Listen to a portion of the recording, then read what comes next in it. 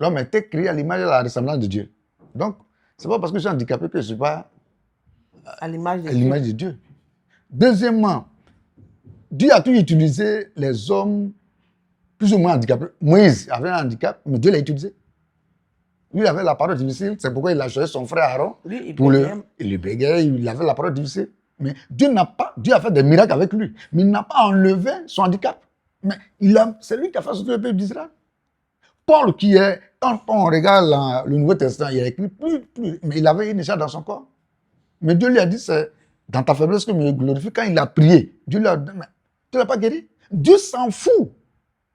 Comment tu es? Dieu s'en fout de ça. Il peut te donner, il peut te donner, mais s'il veut, il ne va rien te donner. Mais il va réaliser ce qu'il veut dans ta vie. Ouais. Donc c'est ce que moi j'ai compris.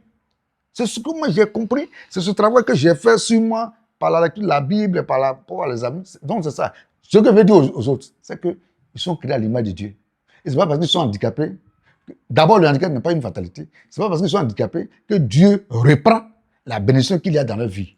Non, c'est pas, la bénédiction n'est pas liée au handicap. La bénédiction est liée au plan de Dieu pour sa vie. Je me prépare même soit à faire des expositions pour encourager des handicapés, pour leur donner le courage de vivre. Pour ceux qui sont encore en train de... Surtout, c'est ceux qui étaient valides et qui sont devenus handicapés, c'est encore plus difficile pour eux d'accepter le handicap. Et parce qu'on a l'expérience. Donc pour moi, c'est pour se dire que je suis à l'image de Dieu. Dieu a un plan pour ma vie.